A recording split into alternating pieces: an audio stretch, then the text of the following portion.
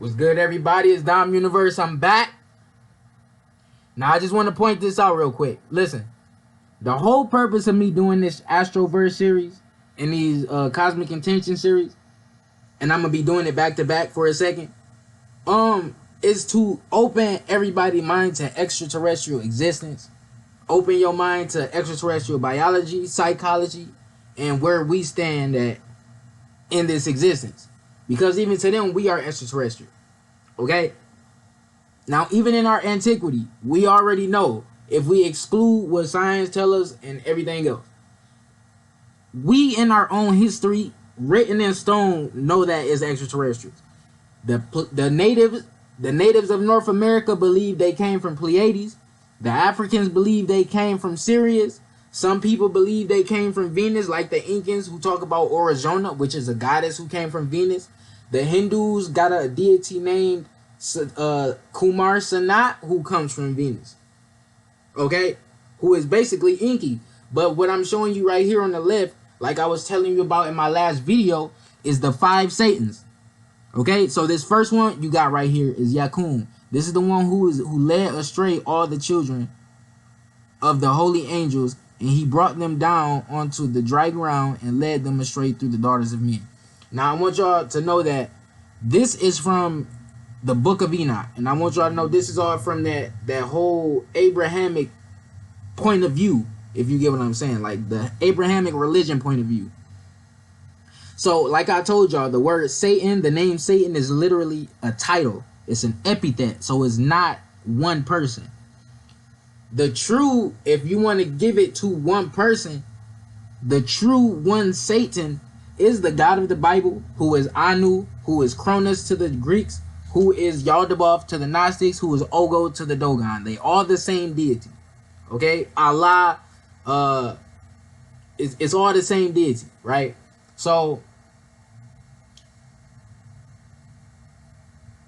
these 5 Satans, right? Anybody who went against the God of the Bible was considered Satan. Okay? If you didn't, like any Anunnaki, it don't matter if you was Anunnaki, if you was it don't matter. If you went against Anu, you were considered Satan. So that is why the word Satan means adversary, which just means enemy. You see what I'm saying? Adversary means enemy. It also can mean accuser. So that's the same thing Enlil did. Was when he would come down here, if he seen something he didn't like, he would report it back to Anu, right? If you read into Anunnaki theology. So I'm about to show y'all. YEQUN is Inky. Okay? YEQUN is Inky. Remember, this is from the book of Enoch's point of view. The book of Enoch is basically the same as the Bible, but at the same time is not from the point of view of the Bible. So it tie in together with the Bible, but it's parts in the book of Enoch that's not in the Bible. So everybody who already know about the book of Enoch, they know what's going on with the book of Enoch already. I shouldn't have to explain this. So basically, if you dig in deep enough, right? Oh yeah, and let me just name these 5. Right here you got YEQUN. The second is ASABEEL. The third is GADREEL. GADREEL is a deity who is also named Nachash and who is also named Azazel. So GADREEL is Azazel. Y'all know who Azazel is already. You got PENEMUE or PENEMUE, and then you got, let's see, taught me. Hold up. It don't got all 5 of the Satan names right here, I don't think. But you can go look at this. This is from the book of Enoch. But basically, 5 deities came down here, going against the commands of Anu, right? Now, I'm going to read right here. These are called the 5 Satans, or Ha-Satan. The Satan, that's what Ha-Satan means. The Satan from the book of Enoch. Essentially, Satan is also a composited character, just like a great number of biblical characters. Okay? Meaning they took multiple deity story from all around the world and put them together to make one deity story. So as you can see, the first so-called Satan brought these beings on earth and you dig deep, and if you dig deep enough, you'll find out the location he brought these beings from was the Sirius star system. So Sirius is called the Absu Abba in Mesopotamia. So that's also where he was grabbing when they say he was getting matter or clay from the Absu, and I'm referring to Enki. When you read like the book of Enki or whatever, or you read into the creation story of Sumeria, it say he was grabbing clay from the Apsu in the air, basically. The father Apsu. This is from Sirius, so he was taking DNA from, he brought DNA from Sirius down to Earth, okay? And we already know, like I showed in my last video, Sirius and our sun orbit each other, okay? Sirius C is the star that's orbiting our sun. So Sirius C is that dark star, some call it the black sun. So, okay, so Sirius C is representative of Anubis, which is why Sirius is also called the dog star. Okay, and Anubis is also representative of a circle. He was described as a circle, so that means an orbit. So Sirius C is like the brother star to our sun. Okay, so it say anyway, YEQUN, Enki, and GADREEL, Azazel were the leaders of the following ones. These were the two deities that were in command of the beings that came down with him. So I want y'all to realize all the beings that came down here were not beings who were raping humans or molesting or none of that. Not all the fallen angels were demons who were mating and taking humans and mating with them. You see what I'm saying? That's not how it was. Not all the fallen angels were evil. Not all of them were the same type of beings. Not all of them had the same DNA. Not all of them looked like none of that. Okay, it was some demons. It was Pleiadians. It was Syrians that came down here. So when y'all talk about like, okay, it was only black people, this and that, I believe that, but only after Earth was hit and moved closer to the sun. Because if Earth moved closer to the sun, only a certain amount of people is going to be able to survive on the surface. You see what I'm saying? And that's black people. And then again, and it's not like you going, anthropologists is going to go and find what the actual Caucasians looked like, because we know Caucasians looked like, some of them were not the same as they were today. And I'm talking about Caucasian extraterrestrials or white extraterrestrials, however you want to say it. They were Sasquatches, and they were Caucasians from from star systems around this solar system, like Pleiades, basically. Now and the thing about Pleiades, I want y'all to know, when you read about Pleiades, do not have in the back of your mind white extraterrestrial. That's not Pleiades.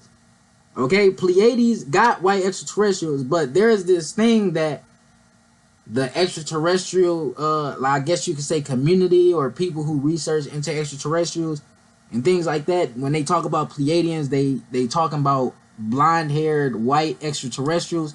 Those are not the only kind of Pleiadians, and those are not even the main inhabitants of the Pleiades. Okay, now again, Sirius and our sun orbit each other while orbiting around Alcyone, which is the central star of the Pleiades. So we and Sirius are a part of the Pleiades.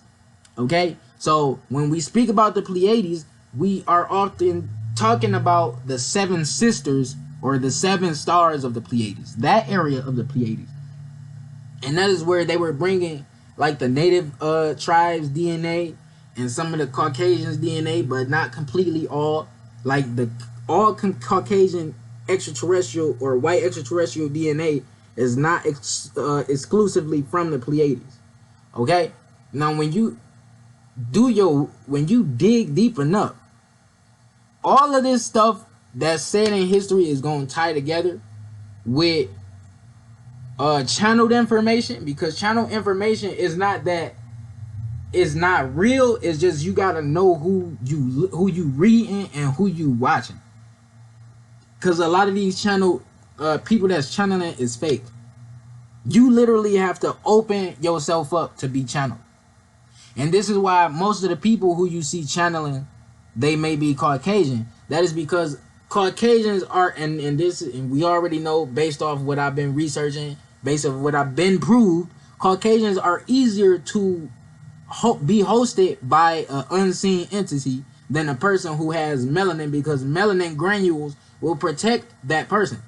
So the less melanin you have, the more protected. The more melanin you have, the more protected you are from radiation or beings trying to enter your aura or even latch onto you. If you don't got a lot of melanin, like a person who has pheomelanin, it'll be easier for them to get inside your body. But this don't mean you just gonna be walking around demonic and don't know, and you don't know that you like controlling yourself or whatever. It's an entity in you, but it's gonna be times where you do things that is just, and then later on you're gonna think like, oh, I really did that. You get what I'm saying? Or you wondering why you so depressed, or why your energy so low, or why you don't really want to hang around people no more. You probably got something latching on to you and sucking your life force. Because if you don't see anything else in your life that's doing it to you, it could be something that's unseen. And it don't gotta always be a demon. It can be you. Sometimes you are your worst enemy. You see what I'm saying? I believe a lot of the things that we experience is basically, it's your own fault in a way. Because like I said, first things start as a thought. You can, and this is no disrespect, but you can go to a place where you get injured. You didn't know you was gonna get injured when you went there, but it's your fault because you went there. Now, it don't mean you gotta blame yourself, but you are the one who took yourself there to the place where you got injured. Something may have fell on you, something heavy may have fell on your foot, or you may have got cut, you may have broke a finger or something. You took yourself there. You see what I'm saying? But I'm gonna keep it pushing. Look at this. We get the concept / word Satan from Christianity. Christians get it from Persian / Zoroastrianism. Satan is not a name or deity, but an epithet that has two meanings. Adversary is for anyone or character who went against the God of the Bible, Yaldabaoth. God of the Bible is also called Yaldabaoth, who is the true Satan. Or it can mean accuser, like a judge, in that one reports the doings of another to a higher up, similar to Enlil or Thoth, who was also the messenger, who is also called Mercury in Greece, or Rome, Hermes in Greece, Ningishita in Sumeria, etc. is the same deity. So it can also mean false accuser, so somebody lying on somebody. But anyway, make no mistake, the Egyptian god Set is represented by Saturn and is the true Satan. But Satan as a concept itself is no one person or deity, but a title, and can also be interpreted as the lower aspect / polarity of the self, the ego, parentheses, Ogo.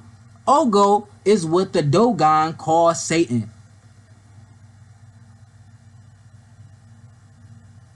You see where I'm going here? So I'm gonna keep it pushing. We got here. Okay. Right here. Humans, when they got to Tiamat, elemental, giant, etheric beings. So we didn't have physical bodies. Okay? Even the earth wasn't necessarily physical, but it wasn't a solid planet. Okay? At the time. So Aboriginals, Indians, the Gnostics, Edgar Cayce. I believe in Edgar Cayce's channeling. All of the scripts from him that I've read have been accurate based off my own research.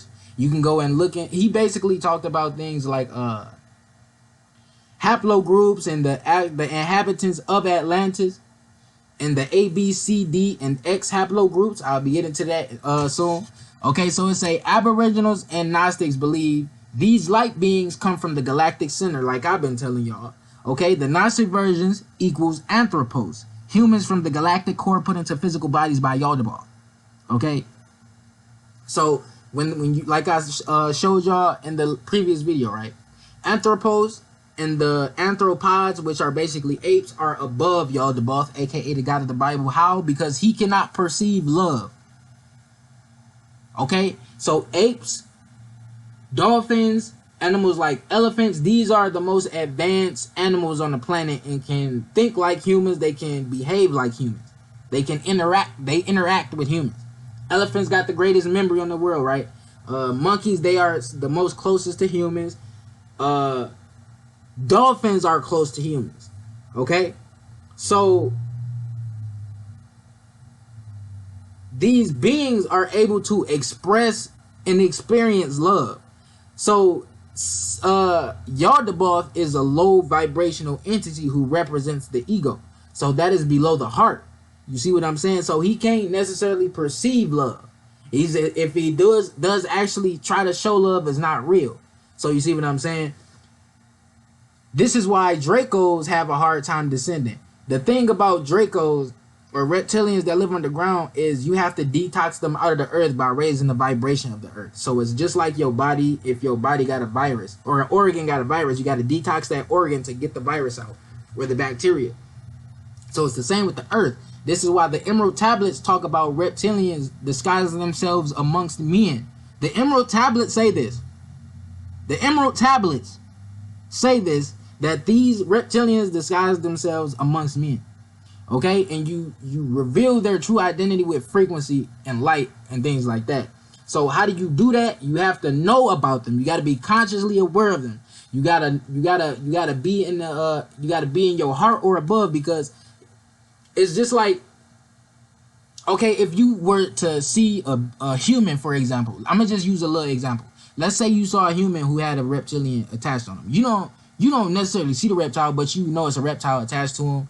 They are acting crazy. They probably trying to attack you like a person off of 2K or bath salt. Okay, boom.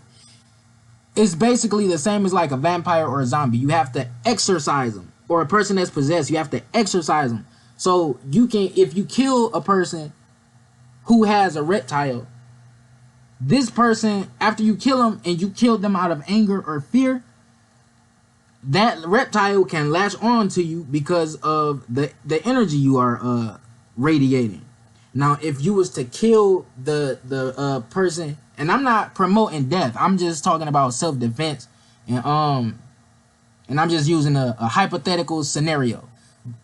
But anyway, let's say that person with the reptilian in them is trying to attack you. You can protect yourself with compassion. Now, this don't mean be passive and not attack back. You obviously got to protect your life, so you do what you're supposed to do. I'm just trying to be careful because you know the censorship on YouTube. Anyway, yeah, so you basically you exercise them out of people and you exercise them out the planet by raising the vibration. You do it with high vibration. So the more the planet wake up, the more it don't be no low vibrational entities trying to control the collective consciousness, because they are acting off of a hive consciousness, which is disconnected from ours, and they have their own, and their god is a Draco reptilian with wings. Okay? And the ones who created the Draco reptilians with wings are, ironically enough, a group of white-skinned, vampiric, winged extraterrestrials. They are not European, but they have white skin. Okay? And they are a part of a group. They have the same name as these other beings that got red and blue skin, but these particular beings are albino, white skin, vampiric extraterrestrials. So, I'm going to keep it moving. Right here. This little article right here on ancient origins is, and I've been talking about us not necessarily coming from Africa, but coming from Mu, and we know that Australia was a part of Mu, so this is why it's saying Australia. Okay, so yesterday Australia, today in the Pleiades, tomorrow Pleiadians and the Elders. I'm gonna just move down here. Reuben Kelly, an incredibly wise and highly respected Dungutty, was adamant his distant ancestors arrived on this planet on a spaceship. He stated that our legends tell us that we came to this planet on a spaceship made of energy. When it hit the atmosphere, it turned into crystal. So that means when it came from a plasmic state of matter. When it comes down here, like I always been describing on all my videos, when you come into this world, you get denser. So the ship went from plasma to crystal, solid crystal, right? So basically what I'm showing y'all is, hold on, I'm gonna go on my notes right here. So I've been looking into like tribes and them, they're relieved. And I found out like a lot of people, a lot of tribes, like the natives, the bright skinned ones, even the aboriginals of Australia, even the Africans, are now giving out what they call star knowledge, which is the knowledge that they've been holding from the world. You see what I'm saying? About extraterrestrials. So when you look around the world and you look at the elders like Credo Mutwa, who has been giving out extraterrestrial information about nomos and people from Sirius and greys and reptilians and blonde extraterrestrials, you got people in Australia who, like Jerry Bostock, believe, and he is from the southeast, and he is from let me see what he is dead, by the way, so rest in peace. He is from the Bundjalung tribe, and so he is from the southwest of Australia, right? He also says that another tribe called the Wunumbal, okay, Wunumbal or Wunumbo, who is from the west of Australia. Now I'm gonna repeat this. Jerry Bostock, which is spelled Gerrybostok, is from the southeast of Australia, who is from the Bundjalung tribe. Okay, the other tribe, Wunumbo, is from the west of Australia. He says his tribe and that tribe from the west believe that they come from the Pleiades. Now, what I did when I read this, I went to make sure these wasn't the bright-skinned aboriginals of Australia saying this. These are black or melanated or brown aboriginals saying this. Okay? So these tribes around the world, the aboriginals, the natives, they believe that they come from the Pleiades. The Mayans come from the Pleiades. This is why they calculated the orbit of the star Alcyon, which is the central star of the Pleiades. So when you go on this page right here, Ancient Origins, you're going to see a part where it talk about a lady named Matilda O'Donnell, who was claimed to be the nurse who nursed, or a person who nursed one of the extraterrestrials that was in the Roswell crash. Now, people saying her document is a lie. But the thing about this document is there is one particular thing I noticed that stood out. If this was fake, there is one part that stood out to me that I think is weird for a fake extraterrestrial to just say. This extraterrestrial told Matilda O'Donnell that Genesis started in Australia 400,000 years ago. This coincides, or this, you can parallel this to what some researchers are saying with Australians believing they've been here for 400,000 years. Australians already believe they already have, well, scientists know that they got everybody DNA, but Aboriginals, they describe it as, or they say it as, we have everyone's DNA, or everyone has our DNA. Like, they basically say everybody descends from them. Now, it don't necessarily got to be true, because it's humans before it was humans here before the Aboriginal Australia. But we talking about today. Australia was connected to Mu. Okay, Mu is the motherland. The letter M is originally pronounced Mu. So Mu is the letter M is representative of Mu. Now let me show y'all something else, or let me read something. Okay, the Wanjinan are a group of 3 Aboriginal tribes. Okay, called the Warora, the Ingardinian, and the Wunumbo. Okay, according to Jerry, these people believe they come from the Pleiades. Okay. Myths are hidden and only just come out in recent years by natives and aboriginals who both claim, I'm reading, so I already just said this. Okay, Jerry claims the glyphs. Okay, there was some hieroglyphs in Australia found called the Gosford glyphs. It's GOSFORD. A lot of people saying they fake. Jerry said some of these hieroglyphs on these in this cavern and on these walls were actually already here and were put there with, or were carved into the wall with laser.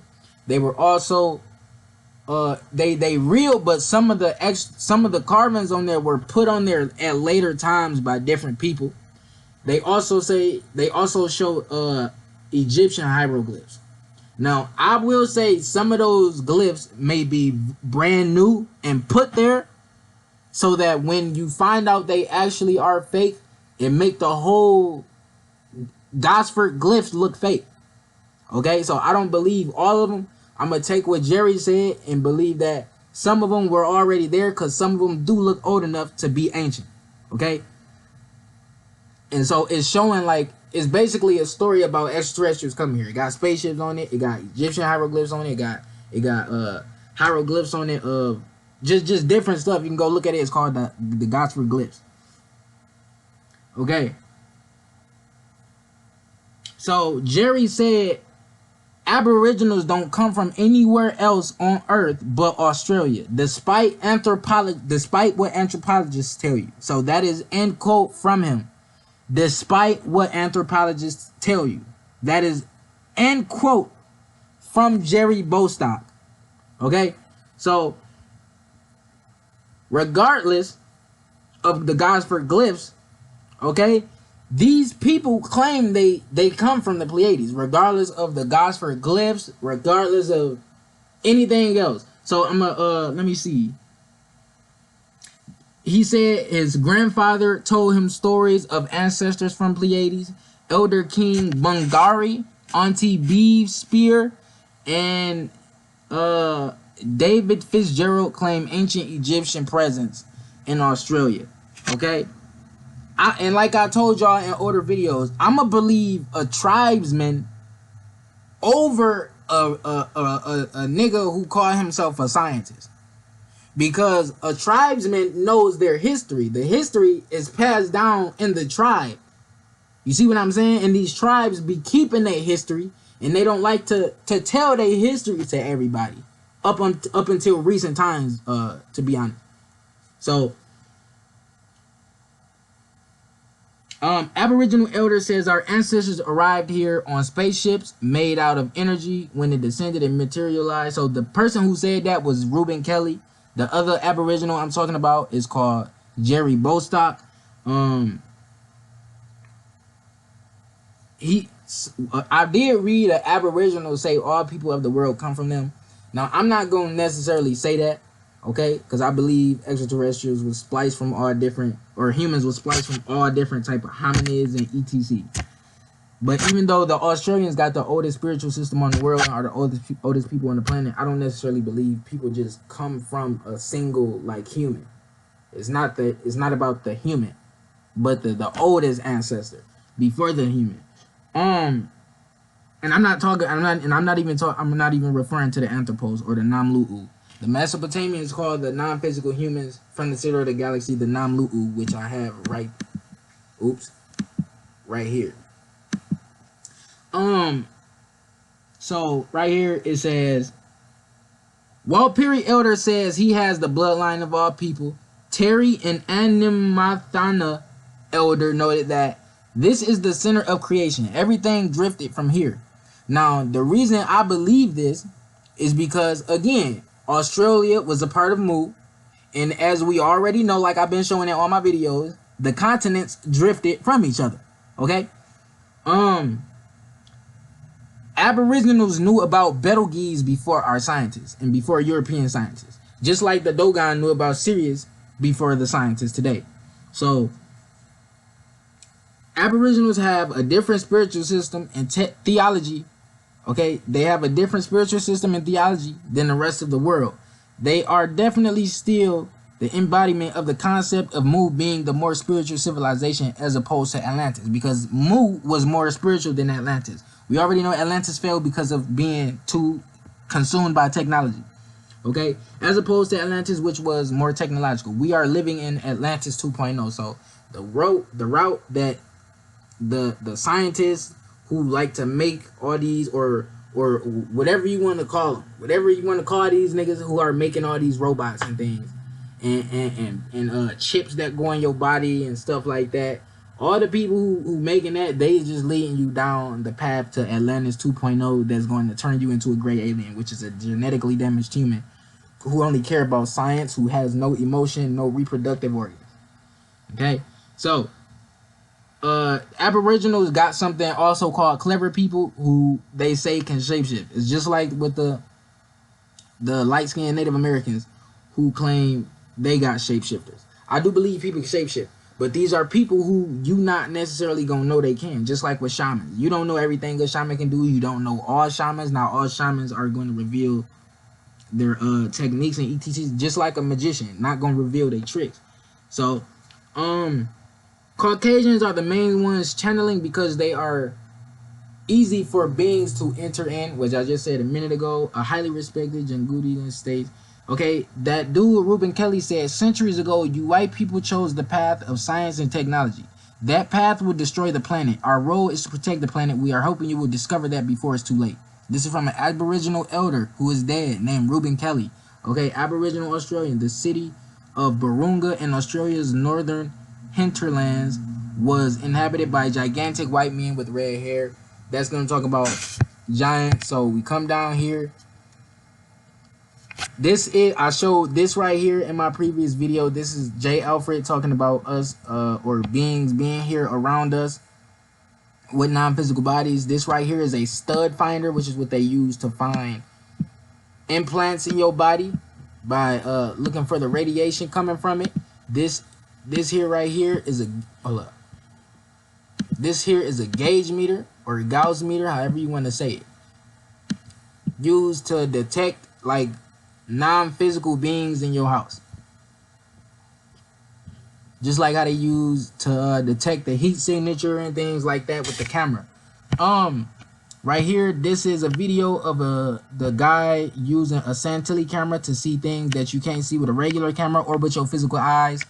Okay, this is a quote from Nikola Tesla that says, the day science begins to study non-physical phenomena, it will make progress in 1 decade than all of its previous years of existence.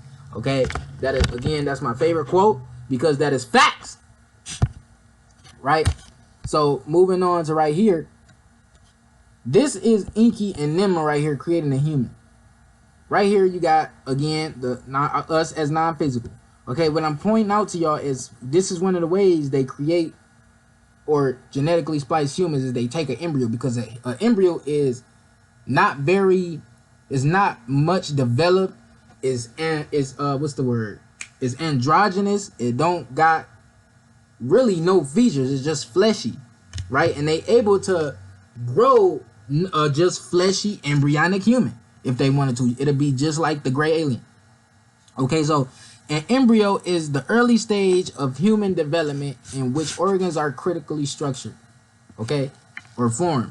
An embryo is termed a fetus beginning in the 11th week of pregnancy, which is the 9th week of development after fertilization of the egg. A zygote is a single-cell organism resulting from a fertilized egg. So the baby, as it's growing, it starts as a zygote, then it turns into an embryo, then it turns into a fetus, okay? So they normally take the embryo and they put it in a artificial womb. And I'm talking about the Anunnaki.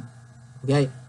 So a human fetus does not develop its sexual organs until 7 weeks after fertilization. A fetus appears to be sexually indifferent, looking neither like male or female. So it doesn't look like male or female. It don't really got no sexual organs.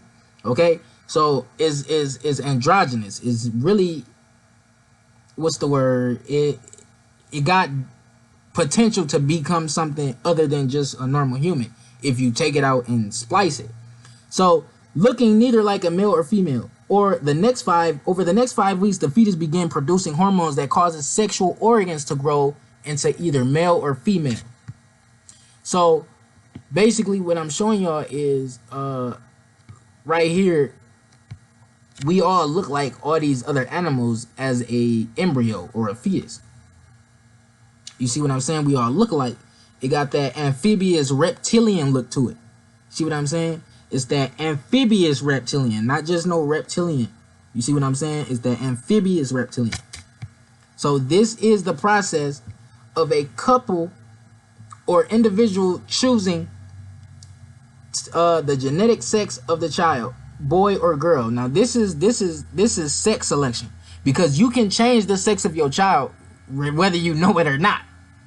So basically what they do is they do something called IVF, which I basically knew about this process because of the Anunnaki. I was just looking up stuff and I found out scientists do the same thing, which is they can take it's right here, IVF, in vitro fertilization. Is basically during IVF, mature eggs are collected, retrieved from ovaries, and fertilized by sperm in a lab. Then the fertilized egg embryo or embryos are transferred to a uterus.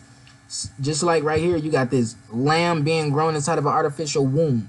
Okay, this is a lamb being grown. They grew this lamb in that artificial womb.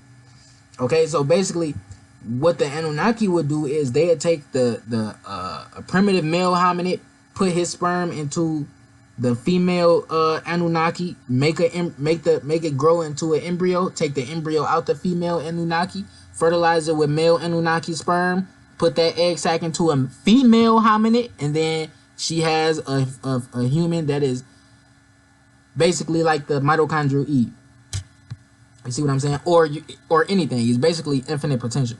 But I'm just using one example like that. Mitochondrial Eve she was born like that from a process like IVF.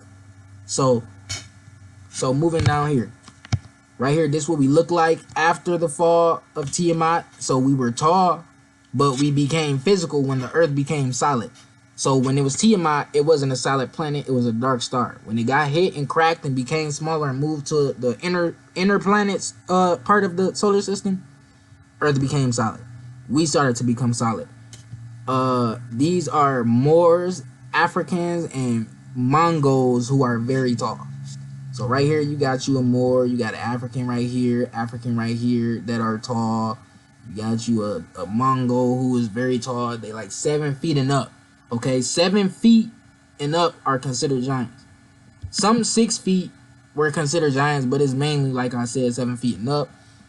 The point of me posting this is to show y'all. You can go right here. You can read that on this website. It's called Real History WW. I've been showing it.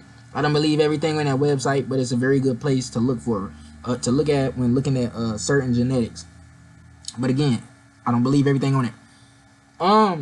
It's basically on this page is describing how humans are actually older than Homo erectus. We are older than Neanderthal. Okay? So, and we are older than Cro-Magnon, obviously. So we don't evolve from those beings. You get what I'm saying? We don't evolve from Neanderthal, Cro-Magnon. We don't evolve from Homo erectus.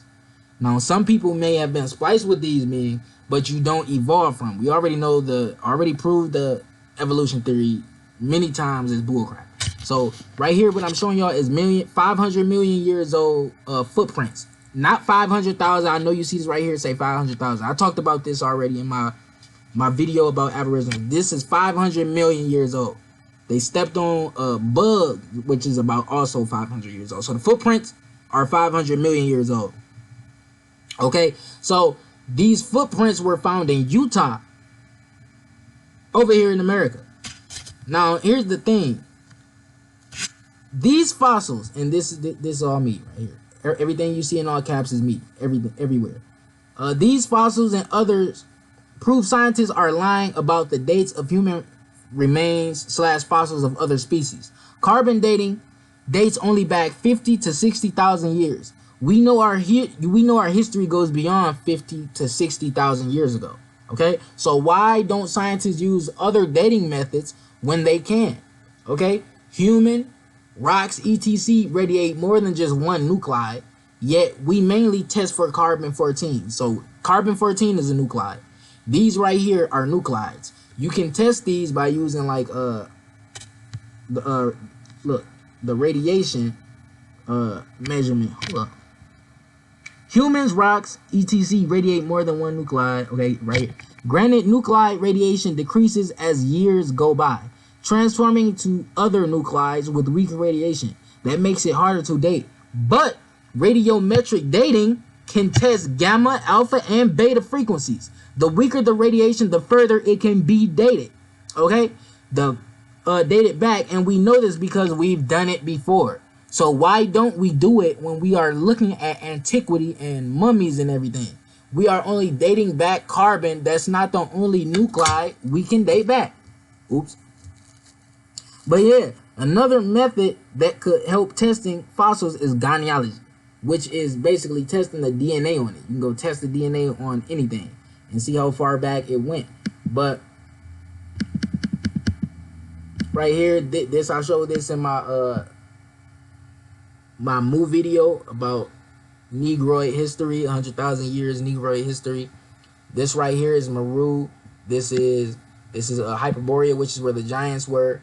Some right here you got Europe, which is what was called Thule. You got Russia, which is called Scythia. I'll be talking about this in another video. You got Atlantis, which is America. So again, Eden Meru is right there. That's the North Pole, which is really the South Pole, because we know that the map is truly upside down. Okay, so Antarctica is at the South Pole, or it's said to be at the South Pole, but Antarctica itself is the North Pole. Okay, so Pangea, this is Pangea. This is before the continent split. Okay, so again, I already showed this stuff. I showed this. This is just to show y'all giants in our history. Giants being found all over North America alone, which probably has the most giants in the world. North America. These are these are giants over in ancient Egypt. You got Akhenaten. He wasn't that tall, but he was kind of tall. It's like 5 feet. He might have been more than 5 feet. Like, they claim they don't even have his body to his skeleton, just his head. So I don't know how they getting that height. But anyway, because he descends from a Paraka, like, as you can see his skull in other pictures and things, Akhenaten descends from these Ashkenazi Parakas with the long elongated skull. So these people were about 7 feet tall. He also had Nubian DNA, so that's why he looked the way he looked. So he was black and white, basically. Right here, I showed this before in that Negroid history video. I didn't show this right here. I just recently found this. It says scientists believe that one region of modern Australia was once attached to North America.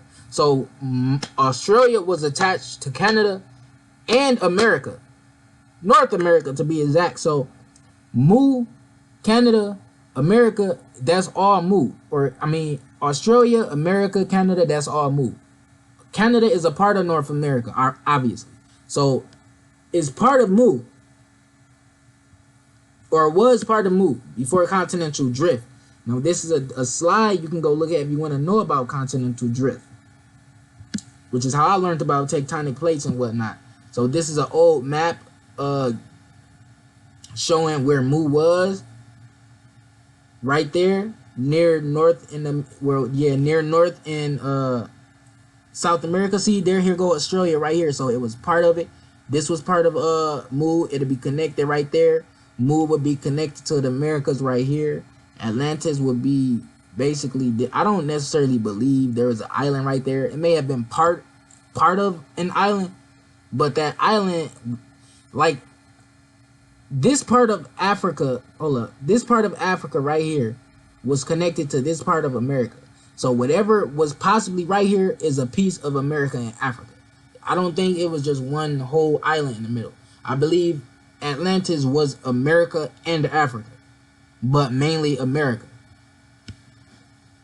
Africa's oldest name is Alkebulan. Okay? Alkebulan. So we about to get into gene splicing. So right here, this is from the movie called Missing Link. It has a red-haired Sasquatch. Okay? This is from the show and movie Monsters vs. Aliens. This being is also called the Missing Link. Okay? So, like I said, in all my videos, I put a cartoon reference that's describing the truth, or what is helping describe what I'm trying to describe. Okay? Because like I said, it's all showing you the truth. It's just that cartoons and TV shows put everything on steroids. They'll put super strength on steroids. We can experience super strength. They'll put psychic abilities on steroids in movies. We can experience and do psychic abilities. It just ain't gonna look exactly how it do on movies. Like niggas on the movie can pick up a building with psychic abilities. You in real life could probably just move, like, let's say a table or something, depending on where you are on the frequency, like where your frequency at. But anyway, right here, it says scientists have uncovered the link between the hair of mammalian, the feathers of birds, and the scales of reptilians. And the discovery published today in the journal Science Advances suggests that all animals, including humans, descend from a single reptilian ancestor approximately 320 million years ago. Okay? Now, however humans looked before that, if they even existed as a human, is up for speculation. But right here, this is what I'll be talking about when I say your brain got three parts. You got the reptilian part, you got the mammalian part, then you got the neo-mammalian part, which is basically the human part. Okay? So when I say humans and apes are actually above the God of the Bible, is because they can experience these feelings that the Bible, that deity can't. This right here is what that deity represents.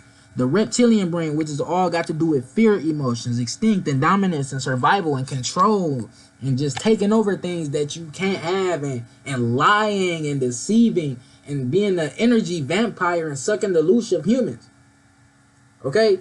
So we got an evolution chart, but these two are not on there. This reptilian, this is not necessarily a reptilian, it's a aquatic ape. Okay? It's an aquatic ape. Reptiles descend from a reptiliomorpha, which is really an amphibious reptile. Okay? Caucasians are related to this right here. This red-haired Sasquatch, or Sasquatch is pretty. I'm going to get into that in a minute. So right here you got the aboriginals. This is not the complete process, but this is just part of it. Or well, this is most of the process. The whole process is breaking down like all the monkeys or primitive people they did, and the percentages and the just basically is longer than what I'm showing you. I'm just giving you the summarized simple version. And this is not even, this itself was not even easy to put together. Like this just looked like a few pictures. This took me days to figure out. So this Heidelbergensis right here, this Denisovan, this reptilian that evolved from Troodons, or ancient dinosaurs that had went underground and evolved to bipedal, were all mixed to create humans like the aboriginals. Okay? So the aboriginals, you get these Tasmanian aboriginals who look more primitive. Then you mix them with something like a Agagwe, a Yowie, or what's it called, an orangutan.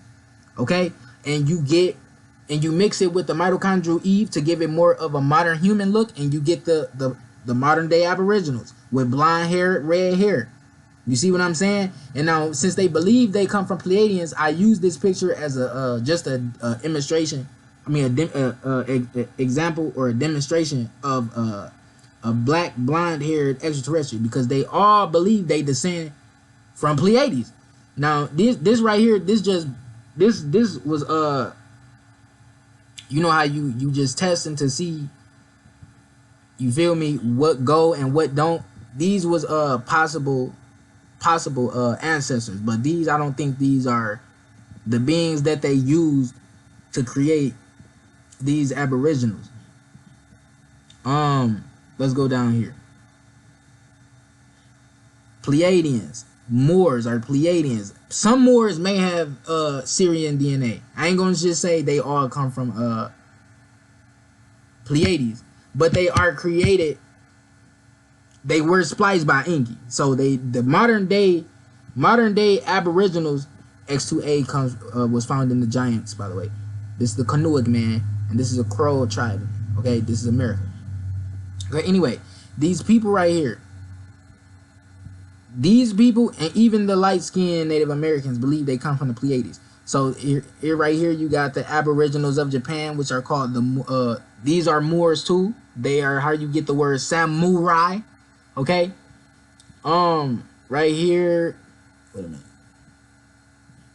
Yeah, Ainu tribe. A-I-N-U. This is the Ainu. This is the true Ainu. Not those people like the Asian people with the tattoo on their mouth that they say protect them from spirits.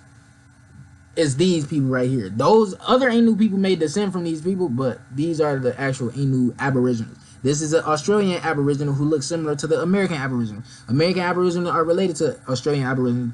That's why Australia was connected to America, and America and Australia was connected to America, and Australia and America were a part of Mu. Okay, and so that's why we got all these native tribes over here in Canada, America, and Russia.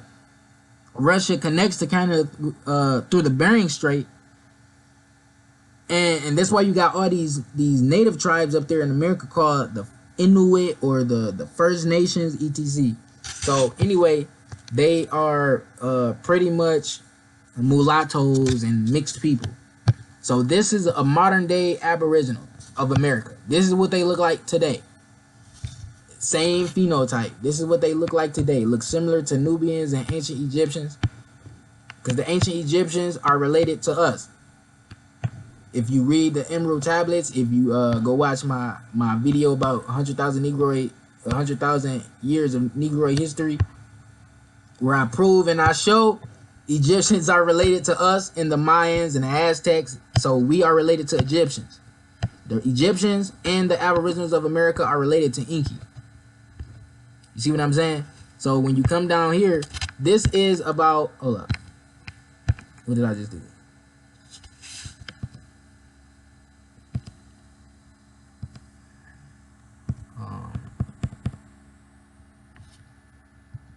Hold up. Click the ass sticker. I won't do something here. Hold up. There we go. Alright.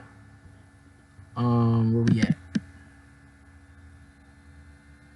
So when you come right here, right, this is basically about Eve turning away from Adam and them taking an androgynous human and splitting it into male and female. Okay, so there's also about when Adam tried to have Eve bow down to her and Eve didn't want to, and this is the basically like the humans going from maternal worship to worshiping the masculine energy. You see what I'm saying? So this is why it's a male deity of the Bible instead of a female or even androgynous. But they took the androgynous human who wasn't physical and they split them into the male and masculine parts and made them a male and a female. And they, when they went to the, basically right here where it say, after eating from the tree of knowledge, did they put on coats of skin and become physical beings? That's basically, yeah, they fell into their lower nature, basically.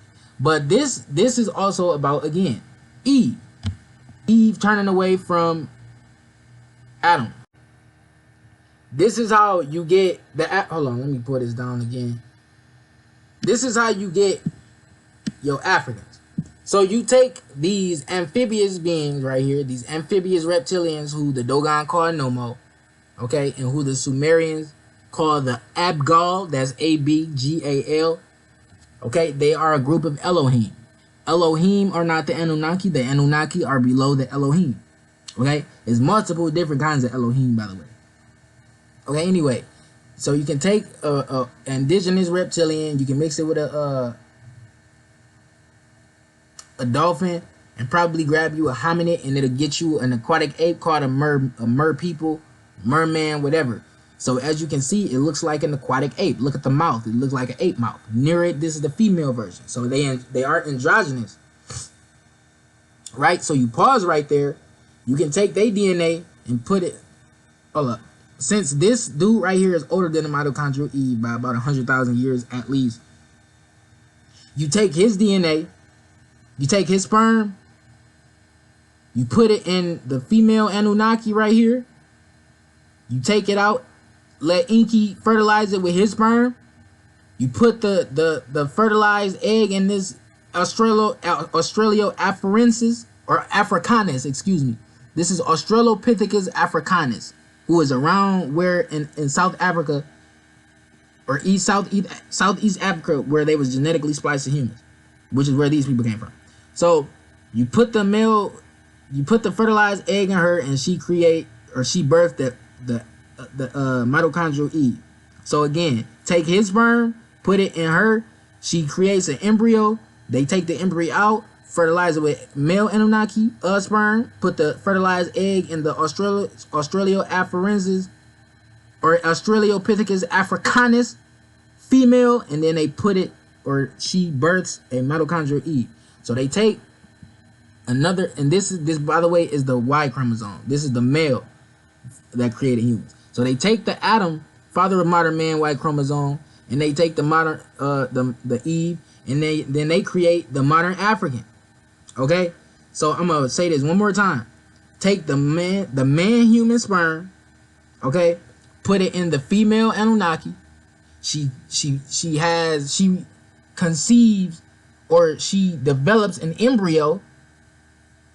Okay, take that out. Inky fertilizes it with his sperm. Put the fertilized egg into the female Australopithecus africanus, and the Australopithecus africanus births the mitochondrial Eve. Okay, which is right here. And so once again, these are not our oldest ancestors. He goes back about 300,000 to 400,000 years. She go back about 150,000 to 200,000+ years. Okay, and we are definitely older than that. So right here, and by the way, this blue skin, I'm using blue skin as a representation because they descend from these people. She is from West Africa. She is from Senegalese. I don't know where she's from. She look like East African. And so East African is the people who is being genetically spliced. I don't really know where she's from, but again, I'm using these people as blue skin representations of people who were genetically spliced from this batch of people. Because all the Africans descend from these people. But the thing about West Africans, these are the only people who don't have ape DNA on the planet. Okay? So this is an Aboriginal Dravidian who is basically Ethiopian. Dravidians are Ethiopian. Okay? They descend from Ethiopians, or they are, if you ask me, they probably the oldest group of Ethiopians. But over in India, they are just called Dravidians, or, you feel me, Sudras. The Hindus have a caste system that is a part of their religion. It's fairly new, but it's not a part of this era. But it's a caste system that's basically set up as a pyramid similar to the Dracos and whatnot. It's a pyramid that got, like, at the very bottom, it got something called the Untouchables. The Untouchables are basically slaves. These are Dalits, who are basically also Dravidians or black Ethiopians. Then you got Sudras, who are actually the Ethiopian Dravidians who come from Africa. These people come from Sudan. These people come from Sudan to India, basically, from my own research. So that's why they call it Sudra. They come from Sudan. Okay? And so the pygmy people, these are related to the slaves who were created to just mine. So these are the small slaves who got like the like rodent DNA and things like that, and they came out very small. You see what I'm saying? And so this are Andaman tribes, man. But these people come from Sirius. Okay, they DNA come from Sirius. You see what I'm saying? So right here, you got, now again, all these tribes, like the light-skinned Native Americans, they believe that they come from the Pleiades. So I'm about to get into Pleiades right here. Enki's mother was descended from Pleiades, and do you know the name? Do you know where the name Pleiades came from? According to the Hopi, a Native American tribe whose knowledge of histories or Earth's history is highly esteemed by scholars from across the globe and other North American Indians. Enki was called Ea or Eada. Grandfather meaning the creator. It is he who created mankind.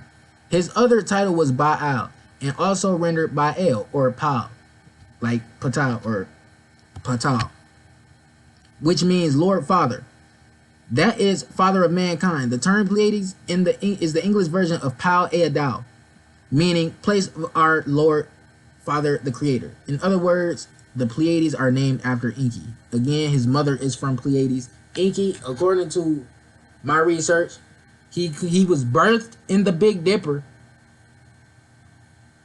by okay, now I was wrong when I said Anton Parks think that's not Anu's son, but he actually did say that he was created with the help of Anu. So he come from his mother, but apparently, according to Anton, he helped.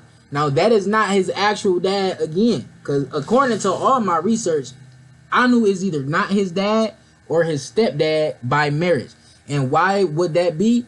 Is because they have an empire in Orion and Sirius. And so when they get married, Enki's mom and Anu is not necessarily, it's basically like that royal type of thing. And they call each other like brother and sister. That's why when you read about the gods and they call each other brother and sister, but they having kids, they not truly brother and sister.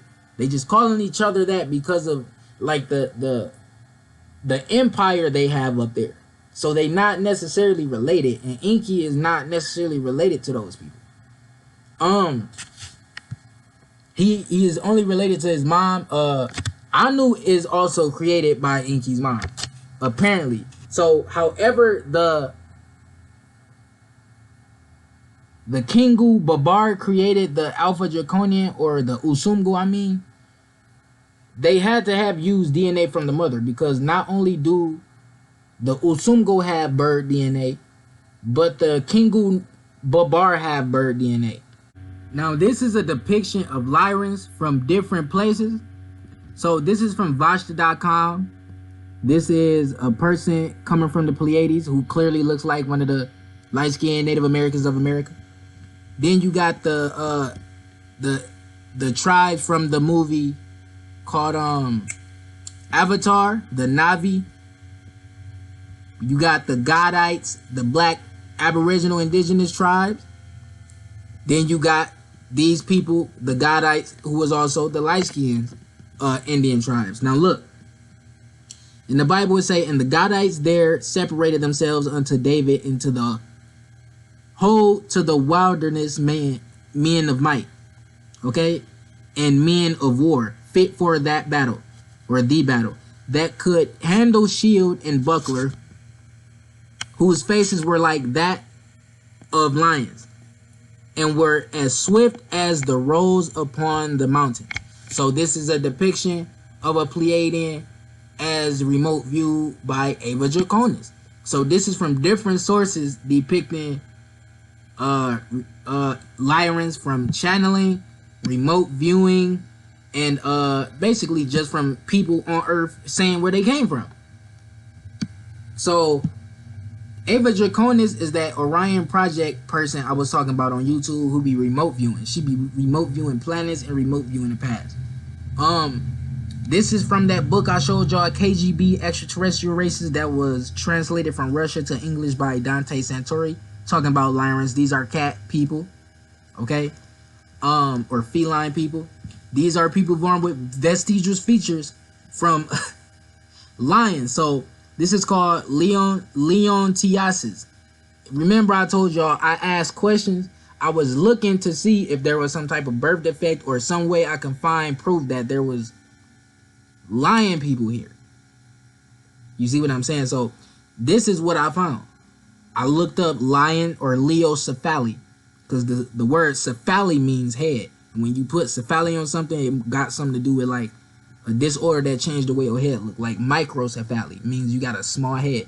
But anyway, Leontiasis osseae, also known as Leontiasis or Leontiasis, lion face or lion face syndrome, is a rare medical condition characterized by an overgrown of the facial and cranial bones. So they look like lions. It's not just it got a face. Look at the face, my nigga. It looks like a lion. Look at the teeth. Look at the facial structure. It's not just in one spot that's making it look like a lion. Is right here. Is right here. Is up here too. So it looks like a lion man. You see what I'm saying? They look like lion men because Lyrans migrated to Pleiades after Lyra got destroyed, or their planet Apex got destroyed. So this is what they would look like over in the Pleiades. Okay, and some of them are on Mars. If you ever look at like there's a book about Sidonia that show pictures of, you know how it's faces on Mars, and then some of them is half faces. They would take the half face and mirror it to create a whole face, and it would show you what the faces on Mars actually look like, and a lot of them look like lion people and gray aliens. Okay, and this is why they were inhabiting what's it called, to kill the bird, the eagle constellation, Aquila, that's what it's called. So right here we getting into lion people. So this right here, as you can see, bipedal lion man. This one right here is a Hindu lion man who is also one of the avatars of Enki, basically. And so he was a warrior protector, and he was protecting his kid and whatnot. So these are all from different civilizations. Bipedal male or female lion and cat people. Now I want y'all to know something about Lyra and lion people and Lyrans. A Lyran is a human lion hybrid. A feline extraterrestrial is just a feline that's bipedal. So felines created Lyrans, okay? Feline ET created the Lyrans, or their DNA was used to create the Lyrans over in Lyra. So the Lyrans are not necessarily from Lyra. They were seeded in Lyra by felines from Sirius and black or dark-skinned extraterrestrials from Vega, which have some reptilian DNA, which is also a part of Lyra. Okay, this is a depiction of the places they had went when Lyra was destroyed. Lyra diaspora. Lyra was seeded by felines from Sirius and beings from Vega. Lyra planet destroyed 6,000 to 8,000 years ago, which is the approximate time Caucasians are said to have come existence on this planet. Now, it is not that Caucasians are only 6,000 years old. It's just that we only have, end I quote, known their history for that long. So they've existed. They may not have existed here, but they've existed in other star systems and other planets. So they can be millions of years old. You see what I'm saying? It's just that you don't go into no star system you can't survive in. But yeah, this is different depictions of like hairy wild men. Wild men is what you call a man that live in the wild, which would be another name for it would be woodwoose, which is WOODWOSE, which is what some tribes call a red-haired Bigfoot that look like a Caucasian man. Okay, woodwoose.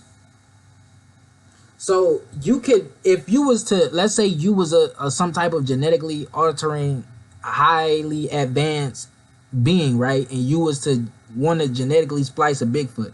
You can make a Bigfoot in many different type of ways using different type of animals. Okay, so it ain't necessarily just one particular Bigfoot, because even Dogman is related to Bigfoot. Okay, Dogman is related to Bigfoot. So right here, let's get into Atlantis. Who are the people? What did they look like? Now I just showed y'all some of the people in Atlantis. So these blue people right here were in Atlantis. These blue people right here were in Atlantis. Let me see. These people were in Atlantis. All these people. These people. These people. Sasquatches and aquatic apes were in Atlantis. These native tribes were, these people were in Atlantis, like these aboriginal version of these Dravidians. And these native tribes right here. So you got A, B, C, and D, which represent the Mongolian native tribes all around the world. But then you got another Mongolian native tribe who got haplogroup X. Now they are not Mongolian, but some of the Basque tribe got haplogroup X. Now I want y'all to know haplogroup X people descend from people who were giants. So again, it's not like you gonna go into anthropology and they gonna grab the giants and say, oh yeah, white people, this group of white people descend from these giants. They not about to do they not about to do that. They not gonna tell you that because they don't want you to know that. You see what I'm saying? So you gotta look into the haplogroups of like the giants, the Paraka skulls, the Bigfoot, etc. You gotta look into the haplogroups and look into the haplogroups of the tribes around the world, and not just the maternal haplogroup, but the paternal haplogroup. You see what I'm saying? This might sound like a lot to y'all. This is just simple stuff, okay? But Native Americans claim origins from the Pleiades star system. Pleiadian seeded giants, especially red hair. So as when they came here, the giants, when they put their DNA into humans, they had to take the baby out before it was fully grown, because if it grew inside the human woman, it would have killed the woman because it was gonna get giant. You see what I'm saying? So they had to use artificial insemination to create babies from the beings that came here, the fallen people, basically, the beings who came from above. So Anunnaki, it really just means beings who came from the heavens or from the sky into earth. The key part means earth. They really call it just the Anuna. They only call Anunnaki because when they got to earth, they started ruling the earth. So it's just called, they got called Anunnaki when they came to earth. They are just Anuna, okay? Who are related to Anu, who are related to Inanna. So the Mongolian tribes, that the Basque tribe, they all got haplogroup X. They descend from red-haired giants, okay? Or not just red-haired giants, but they descend from giants, period, okay? And some of these giants still exist. And so let me read something. There is a lady, she's dead now, but where is it?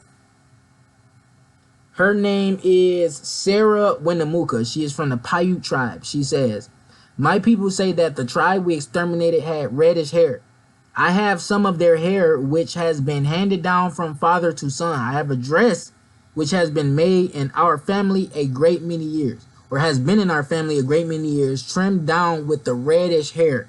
I am going to wear it sometime when I lecture. It is called a mourning dress, and no one has such a dress but my family." So she is claiming, I didn't see the dress. I think I did, but I can't necessarily tell. But, because I've seen pictures of her. But she said she got like a dress that was made from the red hair of one of the giants that her tribe killed in the past. So again, this is not the only native tribe that talk about red-haired giants. Pretty much all of them talk about giants. And they talk about how they went to war with these giants. Now, the X haplogroup, they look like A, B, C, and D haplogroup Native Americans and native tribes from Russia, but they are, that haplogroup X is the rare, or one of the rarest haplogroups on the planet. So about 1% have it, and haplogroup X is hard for them to find where it came from. They are trying to give it they basically, the marker for it is in the Atlantic Ocean. So what does that tell you? Haplogroup X came from Atlantis. So haplogroup X also is in the Sioux tribe, I think. The Sioux tribe, Lakotas, and they also come from Atlantis. But basically, haplogroup X is, these people descend from giants. That's why it's one of the most rare haplogroups on the planet. So giant Mongolians, haplogroup X, inhabited Atlantis as well, was moved to Gobi Desert, now in subterranean civilizations, not all. So not all of them live in subterranean civilizations. Like I just told y'all, the Basque do not live in subterranean civilization. Now, not all Basque got haplogroup X. Some Basque got like R1A, R1B, and etc. So, but we ain't talking about them right now. Natives also referred to the giants as tribes. Okay, so they called these giants tribes. Okay, these giants had tribes. They moved in tribes. They were homogenous. So these were actual people with actual genes who were actual beings. They just giant humans. These giants may have exceeded 7 feet. You see what I'm saying? So these right here, hold up. Yeah, so if you add more than one X, or excuse me, more than one Y chromosome to a human, that human can become taller and basically aggressive. Okay, look into chromosomes and haplogroups, because they do got like birth defects of people being born with different certain amounts of chromosomes and them looking different. Like I said, I believe this type of stuff got to do with genetically altering humans in the past. So right here, these are also the inhabitants of Atlantis. You got you tall Mongolians with yellow skin. You got black skin Aboriginals. You got red haired Sasquatches or wild men or woodwooses. You got black haired wild men or woodwooses or Sasquatches.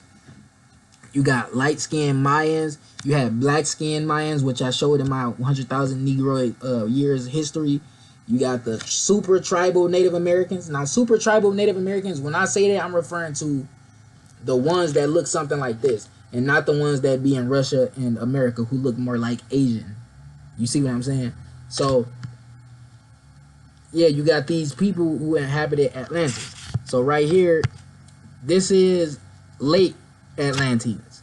Late Atlanteans as in they came at the end when Atlantis was falling or when it fell. So you got the progenitors of modern Negroids are reptilians. The progenitors of modern Mongoloids / Eurasians are Nephilim. So these people right here, these giants are Nephilim. Okay, these giants are Nephilim or a group of Nephilim. Eurasians, Caucasians, Asian, most notably haplogroup X of Gobi Desert area. So Sasquatch equals progenitor of mainly modern Caucasoids, but not limited to, because they found San Melba Ketchum found San DNA from the San tribe in a sample from a Sasquatch. So that means these black-haired Sasquatches got to come from the San tribe. So right here, these are the beings that was splicing their DNA with humans on the planet. You got red-haired and black-haired Sasquatches. You got bipedal reptilian humanoids, and you got these tall Nephilim. Okay? Eurasian Nephilim. This is also the Paraka skull. This is a Paraka right here. This is a giant Sasquatch. They got giant Sasquatches in real life, and they got smaller ones. You got you a little draconian, and you got you taller draconian. You got little humans, and you got tall humans. Okay? So then you got the gray alien equals future humans who are genetically damaged and follow the path of transhumanism and artificial technology. And then Aboriginals contained all genes. Okay, so right here, this is a different type of Sasquatches. There's many kinds. Even this is not all of them, but there's many kinds. Melba Ketchum led a 5-year study of over 100 alleged Bigfoot hair samples. Due to convincing results from the Bigfoot DNA evidence, Dr. Melba Ketchum has called upon public officials to recognize Bigfoot as true indigenous people. Okay? As true indigenous people. Melba Ketchum's DNA sequence proves the Bigfoot species are 15,000 years old human hybrid Homo sapiens and an undetermined primate species. Ketchum confirmed the sequencing of 3 nuclear Sasquatch genomes. The test excluded Neanderthals. So they didn't have necessarily any Neanderthal DNA as far as she could see, but I'm about to get into that in just a second. Brian Sykes is a renowned geneticist who from the United Kingdom, formerly a professor of human genetics at the University of Oxford. Sykes is one of the few academics that have researched the existence of Bigfoot in serious studies. In 2013, Sykes and Channel 4 in Britain collaborated on a docu-series called The Bigfoot Files. In the 3-episode special, Sykes analyzed Bigfoot DNA. Okay. And then they talk about Zana, who is not, I don't think she was necessarily Bigfoot, but probably a bald Bigfoot. There is such thing as bald Bigfoots. I've read about Zana, but I don't think Zana was necessarily like none of these right here. None of these Bigfoots. Actually, I haven't read about Zana in a long time, so I'm not going to speak too much on it because I don't remember too much, but was thought to be a surviving Neanderthal, but due to animalistic appearance, behavior, and brute. Oh yeah, so right here you got mounds in the woods. So the thing about these pyramid mounds made out of sticks is people find these in woods where people already are saying that there are Almasties as in Sasquatches, okay, and they hear Sasquatch voices, and I quote, and they experience paranormal activity over here in these woods. So like I said, Sasquatches are they're psychic, and they were also used as vehicles for war, just like some Caucasians, okay, some of them.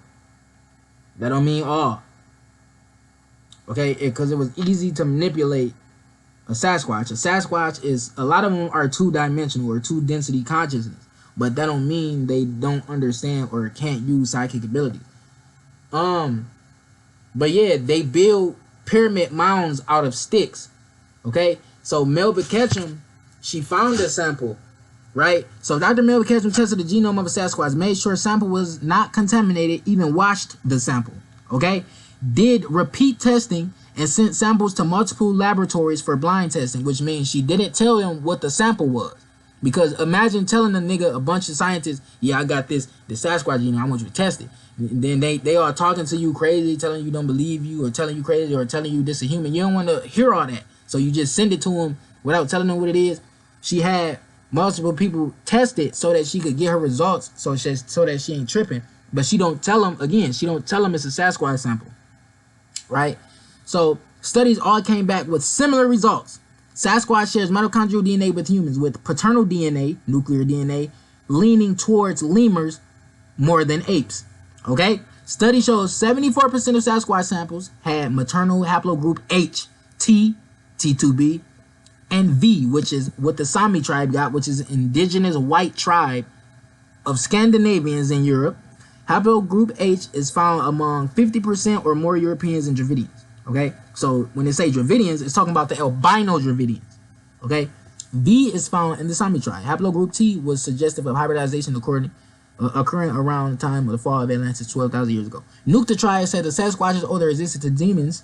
Okay, again, the Nukta tribe said the Sasquatches owe their existence to demons and are also said to be guardians of subterranean domains. Okay, so right here, what is this? Oh yeah, you can go on the Ra. If you ever heard of Ra, the Ra material, which is an old channeling website where a person went and channeled a whole bunch of information about the past and etc. And a lot of people know about it, but it's real old. She said, or the person who made the website said that Big Feet. No, the person, she was channeling a group consciousness called Ra. And the group consciousness, or the being she was channeling, said that Sasquatches came from Maldek. Now, from my point of view, Maldek is Tiamat. Okay, because they always say Maldek was between Jupiter and Mars. Maldek, or Tiamat was between Jupiter and Mars. So Maldek is Tiamat. Okay, so they came from Tiamat, and they had to move to like Mars and the new Earth after it became solid, so that they can finish their ascension, so that they can evolve into the afterlife and etc. like that. So they had to get off their karma because they couldn't finish their lifetime on their planet because the planet got destroyed. So in the short version is that Maldek at some stage inhabited by humanoid species, just like Apex planet, which I told y'all is where the Greys come from first. That planet was destroyed, and this is how they got genetically damaged and why they big-headed with dark eyes and no reproductive organs. So again, yeah, these beings come from there. So right here you got the reconstruction of the Neanderthal by Danny Vendramini. If you go look at this, they got pupils, slit pupils. So notice that, slit pupil, or slightly slitted, right? Then you got a hand that looked like a gorilla. Now, before I even read right here, I thought, like, this looked like a gorilla hand. So, if you read into Neanderthal, a Neanderthal is related to a Heidelbergensis. This is a Heidelbergensis right here. This is Heidelbergensis. So, you take a gorilla and you splice it with Heidelbergensis and probably reptilian, and you get you the Neanderthal. You mix more reptilian and or possibly more, or what's it called? Anunnaki DNA, because this being is the chosen one that they use to create the bloodline that has the R1b haplogroup. So what they did was they took all this DNA, put it together to create this R1b haplogroup man, which is Cro-Magnon, which is clearly not white. Okay, RH native Cro-Magnon with R1b haplogroup. Some variations of Cro-Magnon may have had blonde hair. So this is the ancestor of Europeans, white people, and your Aryan Nordics and your Khazars who got R1b haplogroup, because this has R1b haplogroup, and that's where you get it from. And it had reptilian DNA and RH negative. So right here, this is how you get the Caucasoid, and this ain't gotta be the complete end of your you feel me, process, because it was multiple ways they made humans that look like this. But anyway, so you take this being right here, right, which is the vampire I was talking about, the Kingu albino or Kingu babar. They created these beings, right?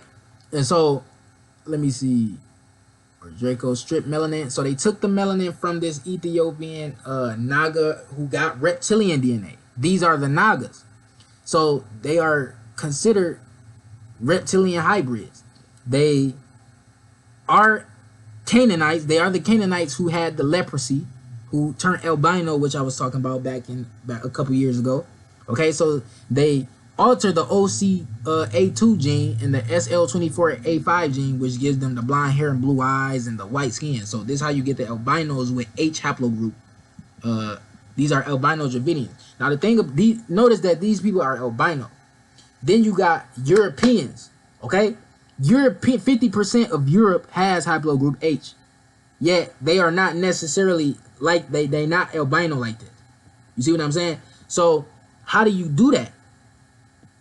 You mix, like I said, these people DNA lean closer to the lemur. A lemur is a primate, okay? It's just not a monkey. So cross albino Dravidian with lemur, you get this lemur man, okay? This is not some made up lemur. This is actually real. Sometimes it's depicted on all fours.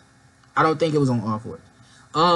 Plus you splice this Dravidian in again, so that, or you can use this San Trisman and you will get this red hair albino wild man or wood wolves called a Sasquatch, who Melba Ketchum said has H haplogroup, H1 haplogroup, T and V haplogroup, T2B haplogroup, and L0D2 haplogroup, which is the haplogroup of the San tribe. So this is how you get the black hair. This is why I got or right here. So this will give you this right here. These right here would give you this. Okay, this right here would give you this. Now you can put more reptilian DNA in it or gray DNA, and you will get these Paraka people who come from Mars. Okay, some of them are from Mars. They created a lot of these beings on the Earth, and they were in like South America, the Middle East, North America, etc. So these Paraka skulls have the same haplogroup as these beings right here. They got like, they share like 2 or 3 haplogroups together.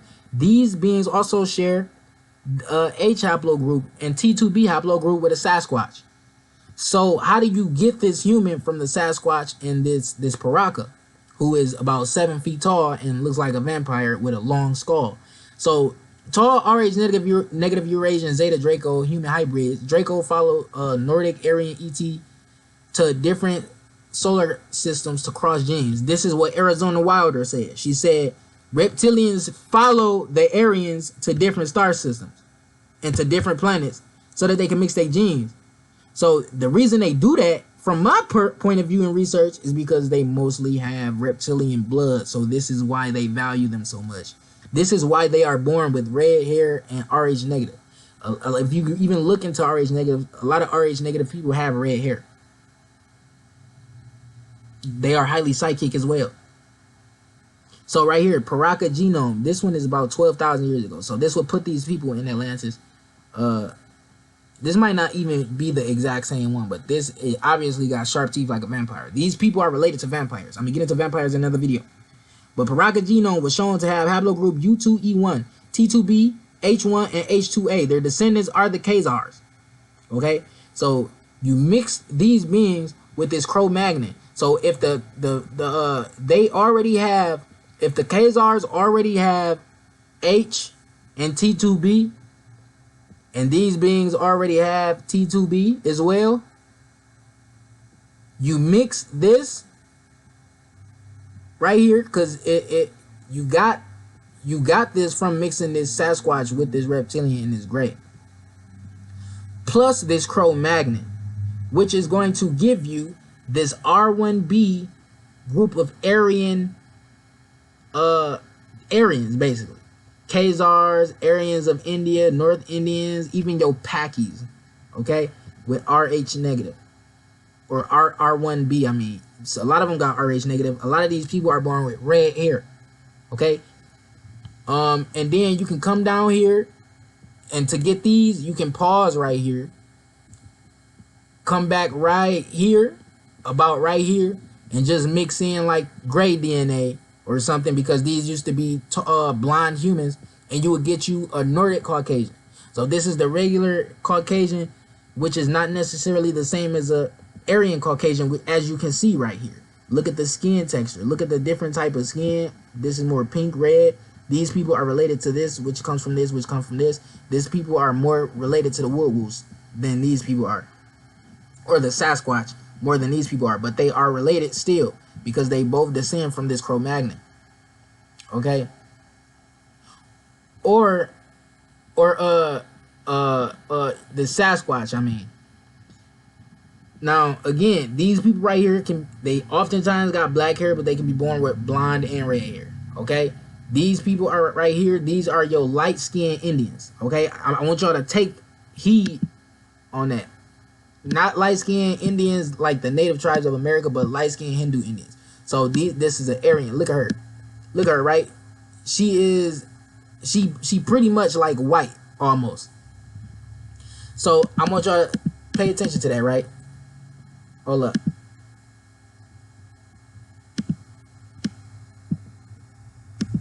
So right here, all these Caucasian ethnicities, right? You got Basque, you got Finland, you got Swedish, you got the Sami, and you got the Basque, Sami.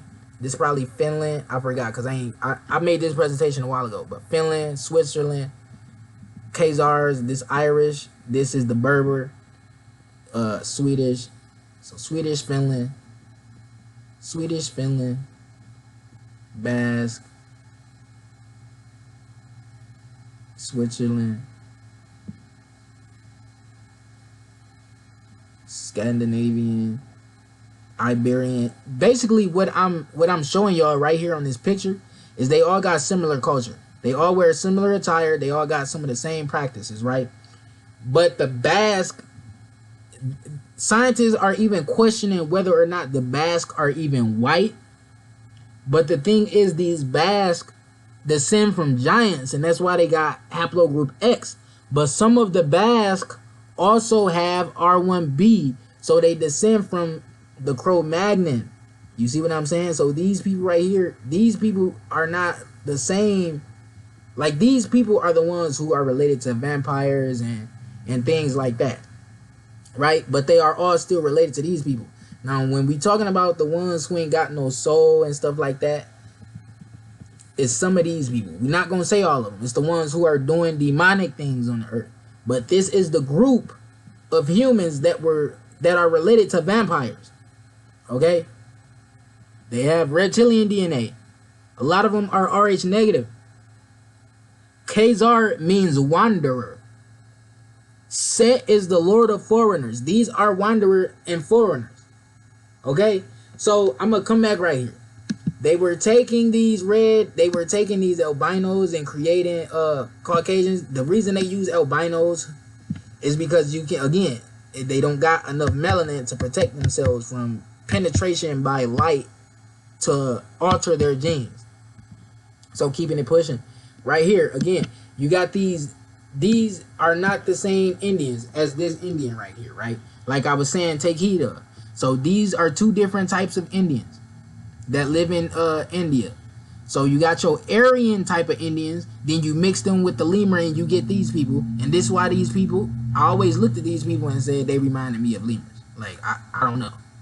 Because I always noticed they had dark circles around their eyes. You see what I'm saying? And I used to look and think sometimes I see lemur in these people, and this is why these people sometimes grow tails, lemur tails with fur. They able to move the tails. This not just India, this Pakistan, who are related to Indians. So they got this is why they use the Indian man voice or a brown man voice from India to voice the character Julian from Madagascar, the raccoon, or excuse me, the lemur. Now, the name Julian comes from Julius, okay? And the etymology of Julius, it means to be a descendant, or it pertains to Jove. We know Jove is Zeus. We know Jove is also Amun, Jupiter. So, that's one of the beings who came down here and was splicing beings. Now, again, these type of Indians got these right here. They got the lemur DNA. These got lemur DNA too, but not as much. These got more lemur DNA, as you can see. As you can see. You see what I'm saying? You move down here, okay? Now, when you look into these star child skulls and stuff like that, it say like they not extraterrestrial. It got haplogroup C and Q, so it can't be an ET. I don't believe that. I don't believe in haplogroups like that. But I do believe in them to an extent. But when they trying to use it to say stuff like, okay, this is not an extraterrestrial hybrid because they found 2 human haplogroups, that don't mean an extraterrestrial didn't slip his DNA in there. The reason the skull is like this is for a reason. And they said this skull had haplogroup Q and C. Haplogroup Q and C come from these type of people. C comes from these people who are in Russia. These people got like Q. So these are also what I would call super tribal natives. Again, because they don't look like the ones in the Americas and the ones in North America and the ones over in Russia. They look more tribal and more like they come from the woods or not the woods, but the forest or something, right? Like the Wayori tribe. They look more like hunter-gatherer groups. You see what I'm saying? Which they technically are because they are related to the Hebrew Israelites. But anyway, you mix these 2 beings with the gray extraterrestrial, and that's how you get these 6-fingered beings, which is how you get this Wayori tribe with 6 fingers and 6 toes, just like this alien who got 6 fingers and 6 toes. Okay? And now,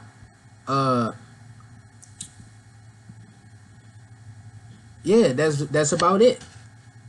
That's how they was gene splicing people. They don't create humans. They cannot create a soul. They gene splice hominids. They don't create humans. They can't create a soul. They gene splice hominids and hominins. So, again, haplogroup C, haplogroup Q. This guy haplogroup C, haplogroup Q, but it looks like a gray alien. Not to mention they all mongoloids, and they related to this dude who also is related to this, who clearly got 6 fingers and 6 toes. So this thing right here is clearly a human gray hybrid. So they have to have took this right here, which is Zeta Reticuli, gray, mix it with this and this, and then you get something like this. Okay, you can take this right here and mix it, take this man right here and mix it with this, and you would possibly get this 6-fingered human. Or vice versa. You can take this dude right here, mix it with whatever haplogroup he got, other haplogroup he got. Or excuse me, you can take this right here. However, it got 6 fingers. It probably got the 6 fingers from this human. If the human got the 6 fingers from this it can evolve into this if this human was to follow like transhumanism. But this human lives in the forest and things like that. So there is no technology there really. Like no artificial transhumanism type technology. So anyway, yeah, that's pretty much it. Enough rambling here. Got more content coming. Hope everybody enjoyed. Like, subscribe. Peace.